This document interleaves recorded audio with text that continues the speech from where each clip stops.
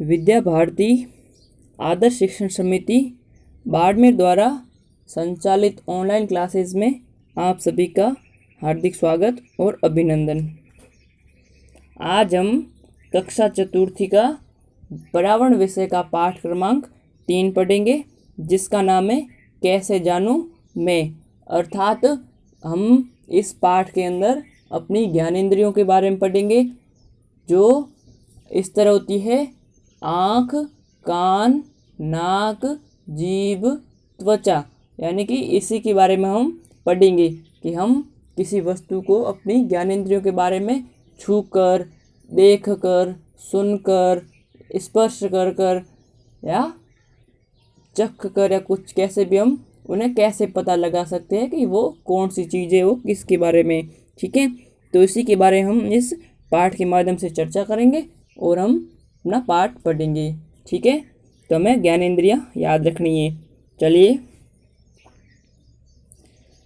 तो कैसे जानूं मैं। अब दादाजी कहते हैं, बहू मैं योग शिविर में जा रहा हूँ। बहू वापस जवाब देती है, दादाजी आप अकेले मत जाइए, सोनू को भी साथ ले जाइए। अब बहू कह रही, आप अकेले मत जाइए, सोनू को साथ ले जाइए। दादाजी बोलते, ठीक है, सोनू को भेज दो। अब पहला है सुनकर जानूं। सुनकर जानूं मतलब कान के माध्यम से सुनेंगे और पता लगाएंगे कि क्या बज रहा है। दादाजी बोलते, रुक जा बेटा, मंदिर में हाथ जोड़ लूं। को मंदिर रहता बीच में, तो दादाजी बोलते, रुकिए, हाथ जोड़ते हैं। सोनू बोल, दादाजी आपको कैसे पता चला कि मंदिर आ गया? आपको दिखाई नहीं देता। अर्थात दादाजी को स्पष्ट रूप से दिखाई नहीं दे रहा है, परंतु उन्हें मंदिर आया पता चल गया। कैसे पता चला होगा भाई? तो उसी के बारे में सोनू पूछता, हम जवाब देखेंगे। अब मैं तो हमेशा इधर से निकलता हूँ। दादाजी बोलते, मैं हमेशा इधर से जाता हूँ। और फिर मंदिर की घंटी की आवाज़ भी तो सुनाई दे रही है। बेटा तुम भी आंखें बंद कर ध्यान से सुनो, कई चीज़ें हम बिना देखे ही पहचान सकते हैं। दादाजी बोलते हैं कि मैं हमेशा मंदिर के आगे से गुजरता हूँ तो मुझे मंदिर की घंटी की आवाज़ सुनाई देती है, और घंटी हमेशा मंदिर में बजती है, तो उन्हें पता चल जाता है कि मंदिर आ गया है, और वो हाथ जोड़ के उन्हें प्रणाम कर लेते हैं। और दादाजी बोलते हैं कि हम कई वस्तु ऐसी होती है जो हम बिना आँख के यानी आँखें बंद करके भी हम पहचान सकते हैं। जिस प्रकार मंदिर के सामने जाएंगे तो मंदिर घंटी बजते ही हमें पता चल जाता है। तो आप ये देखिए, दादाजी और सोनू जा रहे हैं, पीछे से मंदिर की घंटी की आवाज़ आती है, तो इन्हें पता चल जाता है कि मंदिर आ गया है। ठीक है, अब देखिए, तो एक होगा सुनकर जानूं, कान के माध्यम से ये वस्तु के बारे में या स्थान के बारे में जानकारी प्राप्त कर सकते हैं। अब दूसरा है सूंघ कर जानो। सूंघ कर मतलब सुगंध के माध्यम से, और सूंघ कर जानने का में नाक का। ठीक है, अब दादाजी व सोनू आगे बढ़ चले। एक जगह दादाजी रुक गई और सोनू से बोले बेटा अच्छी सुगंध आ रही है, जलेबियाँ बन रही है, चलो जलेबियाँ खाते हैं। अब जैसे आगे बढ़ते थोड़ा आगे तो उन्हें एक अच्छी सी सुगंध आती है। दादाजी तुरंत पहचान लेते हैं कि ये जलेबियों की सुगंध है, और वो सोनू को बोलते हैं चलो जलेबियाँ खाते हैं। तो चित्र में देख सकते हैं आप, दादाजी जलेबी खरीद रहे हैं। ठीक है, अब तीसरा है कि चख कर जानूं। अब पहले सुनकर जाना था, फिर सूंघ कर, अब चख कर। यानी पहले हमने कान का कार्य पढ़ा, फिर नाक का, अब जीभ के बारे में पढ़ेंगे।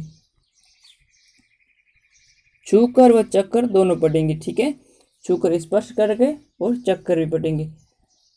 दादाजी ने जैसे ही जलेबी में हाथ में ली बोले, दादाजी ने जैसे ही जलेबी हाथ में ली बोले, आह जलेबी तो गर्म है। सोनू ने जलेबी खाते ही कहा, वाह ये तो बहुत स्वादिष्ट भी है। यानी कि पहले तो उन्होंने स्पर्श करके पता किया कि जलेबियाँ गर्म है, मतलब जलेबी अभी ताज़ी ताज़ी बनी।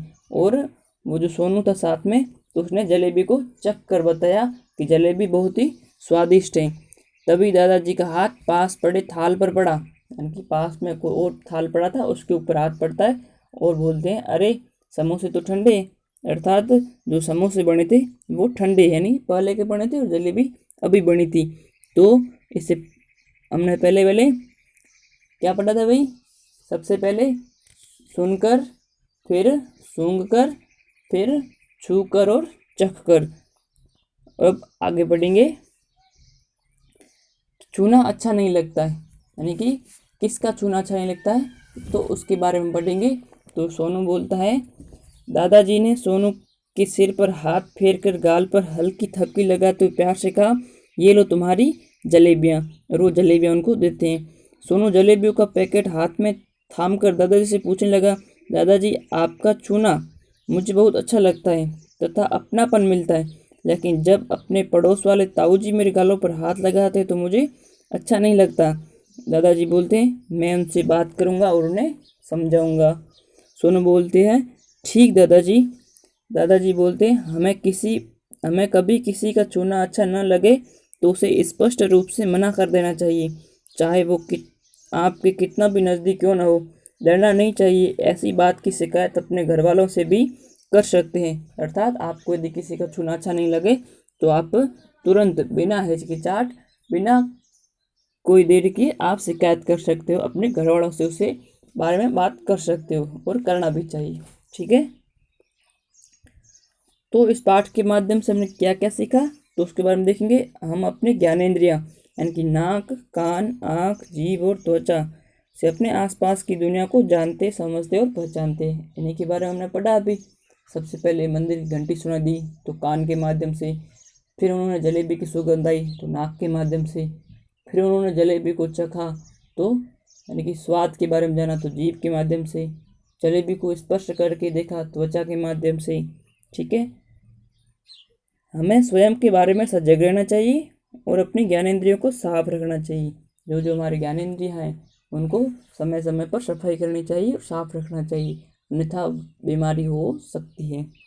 अगर हमें किसी का छूना अच्छा ना लगे तो हमें उसे स्पष्ट मना कर देना चाहिए और घर वालों को ज़रूर बता देना चाहिए। ठीक है। अब कुछ महत्वपूर्ण प्रश्न करेंगे।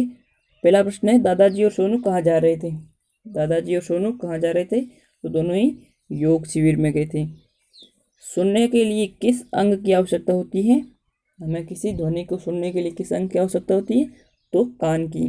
दादाजी को कैसे पता चला कि जलेबियाँ बन रही है, तो जलेबियों की सुगंध से। सूंघने के लिए हमें किस अंग की आवश्यकता होती है, जिस प्रकार सुनने के लिए कान की आवश्यकता होती है तो उसे सूंघने के लिए किसकी आवश्यकता होती है, बहुत अच्छा, नाक की। दादाजी ने कैसे जाना कि जलेबियाँ गर्म है और समोसे ठंडे हैं, कौन सी ज्ञानेंद्रिय के माध्यम से जाना कि जलेबियाँ गर्म है और समोसे ठंडे हैं, बहुत अच्छा, छू कर जाना, स्पर्श करके जाना, हाथ से स्पर्श किया मतलब त्वचा से जानते हैं। ठीक है। अब कुछ गृह कार्य के लिए प्रश्न करेंगे। दादाजी देख नहीं सकते, इस कारण उन्हें क्या क्या परेशानियाँ होती होंगी, यानी कि यदि कोई बुजुर्ग देख नहीं पाता है तो उन्हें किन किन परेशानियों का सामना करना पड़ता है, तो ये आपको लिखनी है। ठीक है। अपने आसपास देख सकते हो और पता भी होगा यदि किसी आदमी को देखने में परेशानी हो तो वो क्या क्या नहीं कर सकता है, पढ़ नहीं पाता है, लिख नहीं पाएगा, चलने में परेशानी होगी। ठीक है। ऐसे ऐसे आपको कुछ परेशानियाँ लिखनी है। सर्दी जुकाम होने पर हमें किन किन बातों का ध्यान रखना चाहिए, यदि किसी को सर्दी और जुकाम हो जाए तो उन्हें किन किन बातों का ध्यान रखना चाहिए, तो उनको लिखना है। जैसे कि कोई तैलीय पदार्थ नहीं खाना चाहिए, ज़्यादा सर्दी हो जुकाम हो तो ठंडी जगह इलाकों में नहीं जाना चाहिए, गर्म वस्त्र पहन के रखने चाहिए। ठीक है। ऐसे आपको कुछ बातें लिखनी है। तुम्हें किसी का छूना अच्छा नहीं लगे तो तुम क्या करोगे, जिस प्रकार दादाजी ने, सोनू बोलता है कि मुझे ताऊ जो पड़ोसी वाले ताऊ जी तक स्पर्श करते हैं तो मुझे अच्छा नहीं लगता है। तो यदि आपको भी यदि कोई छुए और आपको अच्छा नहीं लगे तो आप क्या करोगे, तो सर्वप्रथम तो हमें उनसे स्पष्ट रूप से मना कर देंगे और फिर हम उसकी शिकायत भी कर सकते हैं अपने घर से। ठीक है।